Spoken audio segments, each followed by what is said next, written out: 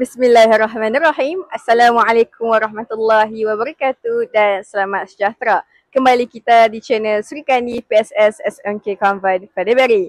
Pada hari ini, Sekolah SMK Convent Fadiberi telah mengadakan Hari Anugerah Cemerlang 2024. Tujuan utama anugerah ini untuk menghargai jasa dan kesungguhan murid-murid dan guru-guru dalam mengharumkan nama sekolah.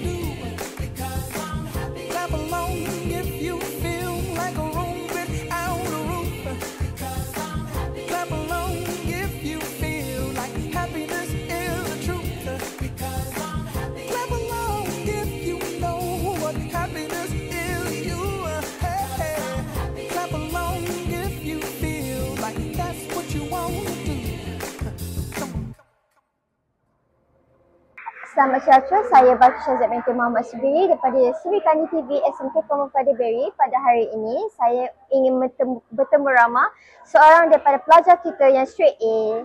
Nama saya ialah Syarumati, anak perempuan Semar Sundram. Saya telah mendapat straight A dalam SPM saya dan sekarang saya menyambungkan pelajaran saya di Kolej Matrikulasi Kedah. Okey, saya nak tanya beberapa soalan boleh? Boleh. Okey, soalan pertama, apakah strategi pelajaran yang anda gunakan untuk mencapai keputusan cemerlang SPM? terdapat banyak strategi yang saya gunakan untuk mencapai kecemerlangan dalam SPM saya. Antaranya ialah saya melakukan soalan-soalan past year exam dengan banyak. Bukan sahaja kamu melakukan latihan itu dengan banyak, kamu juga perlu memaksa diri untuk memahami soalan itu dan mendapat bentuk soalan itu.